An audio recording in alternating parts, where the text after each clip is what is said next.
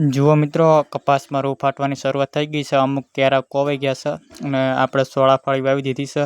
ભીંડા પણ અંદર હતા. જય માતાજી મિત્રો, કેમ છો? બધા મજામાં છો ને? આજે આપણે કપાસમાં આવી ગયા છીએ. કપાસમાં કેરા ફાટવાની શરૂઆત થઈ ગઈ છે. ચાલો તાર હું તમને બતાવું અંદર રૂ કેવું ફાટેલું છે. એ બધું હું તમને વિડીયોની અંદર બતાવીશ. જુઓ મિત્રો, આપણે વરસાદના કારણે આપણે આમાં કપાસ આડો પડી ગયો હતો, એટલે હવે આમાં શરૂઆત થઈ ગઈ છે રૂ ફાટવાની. જુઓ અહીંયા પછી આવી રીતે બધી જગ્યાએ હવે આવી રીતે શરૂઆત થઈ ગઈ છે. જુઓ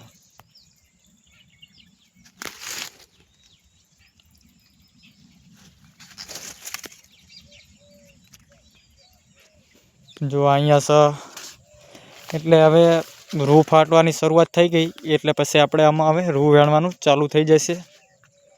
આ બધે જે થોડા થોડા ફૂદા દેખાયેલા છે એ આપણે બધા વેણી લેવાના છે. રૂ ફાટવાની હવે શરૂઆત થઈ ગઈ છે ફૂલ. હવે તડકો વધારે પડે છે, એના કારણે હવે રૂ વધારે ફાટવા માંડ્યું છે. એટલે પછી આપણે હવે વેણવાનું ચાલુ કરીશું. જુઓ કેવો ફાટ્યો છે. બધા જેટલા કેરા હતા એટલામાં અમુક કેરામાં ફાટ્યું નથી. જુઓ અમુક આ કેરા બાકી છે, આ બધા હવે ફાટી જશે. આપણે આમાં વરસાદ વધારે હતો એના કારણે બધો કપાસ આમ નમી ગયો છે. હવે નમેલો છે એટલે વેણવાની પણ થોડીક મજા આવશે. ને જે અમુક નવા કેરા આવ્યા જ નહીં ગતું, જે જૂના હતા ને એને જ કેરા છે. ને નવી કોઈ શરૂઆત થઈ નથી ફાટવાની, ને નવી કોઈ શરૂઆત બીજી કે કેરો નવું આવતું પણ નથી. જે આ જૂનો માલ છે એ બધોય એમને એમ જ છે. ને આ બધોય અમુક જગ્યાએ કપાસ હાવ હુકાઈ પણ ગયો છે, ને અમુક જગ્યાએ લીલો પણ છે. હવે આમાં પાણી વાળવાની કાંઈ પણ જરૂર નથી. આમાં હવે જે આ માલ છે બધો આવી જાય ને બધો એક જ થઈ જાય પછી આપણે કટર મારી દેવાનું છે. પછી આપણે આમાં કોઈક નવું વાવશું. જુઓ કેવું થઈ ગયું છે કપાસ. હું અત્યારે અંદર ફરું રહ્યો છું તો એ લીલું બહુ છે. જો આ બધું ભેનું છે, પાણી ભરાઈ ગયું હતું, મોડ પાણી કાઢ્યું છે. ને અહીંયાથી કરીને આ બાજુનો ભાગ થોડોક ઊભો છે, અને બાકીનો આ બાજુ જે ખુલ્લો ભાગ હતો એ બધો આમ નમી ગયો છે પવનના લીધે. ને પહેલાં એરંડામાં આપણે કટર મારવાનું છે, એમાં ધીરે થોડુંક વરાપે ને પછી થોડુંક ઉઘાડ જેવું કાઢે એટલે પછી આપણે કરશું. ધીરે જો વરસાદનું વાતાવરણ છે, જો વાદળ કરે છે એટલે નવરાત્રિમાં વરસાદ બોલે છે, એટલે આપણે પછી આપણે બધી શરૂઆત કરશું, બધી નવીસર વાવવાની. આ કપાસ આટલો ને બાકીની જાર છે, થોડીક ઓલી જાર છે.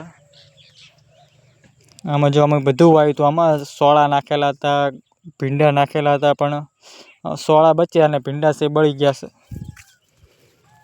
શાકભાજીનું પણ ભેગું અંદર વાવેતર હતું, ચોક અમે નાખ્યા હતા.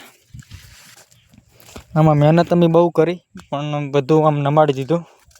વરસાદ બહુ ભારે 3 દિવસ લગાતાર સળંગ ચાલુ રહ્યો, એના કારણે આ બધો કપાસ છે ને આમ નમી ગયો છે. જુઓ આટલામાં તો વધારે થોડુંક રૂ ફાટ્યું છે. તડકો અડ્યો એટલે વધારે ઓલું રૂ ફાટવા માંડે. જુઓ અહીંયા સોળા છે. સોળા ફળી ખાવી હોય તો આવી જજો. જુઓ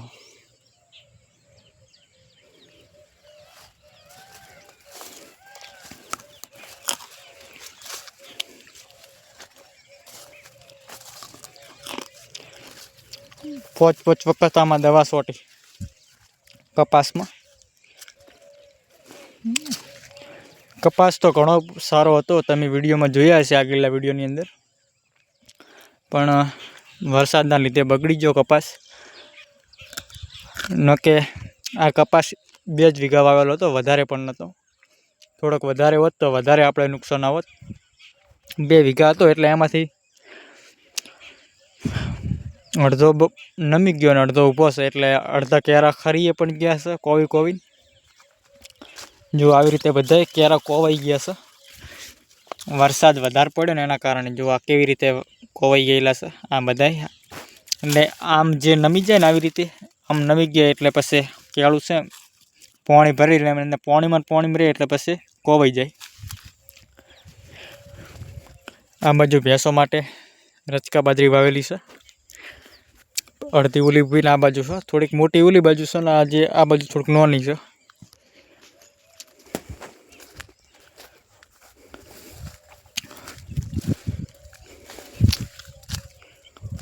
બધું આવી રીતે છે, તમે જોઈ શકો છો વિડીયોની અંદર. વિડીયો ગમ્યો હોય તો લાઈક, શેર અને સબસ્ક્રાઈબ કરવાનું ના ભૂલતા. દરરોજ મારા આવા બ્લોગ આવશે ખેતી વિશે ને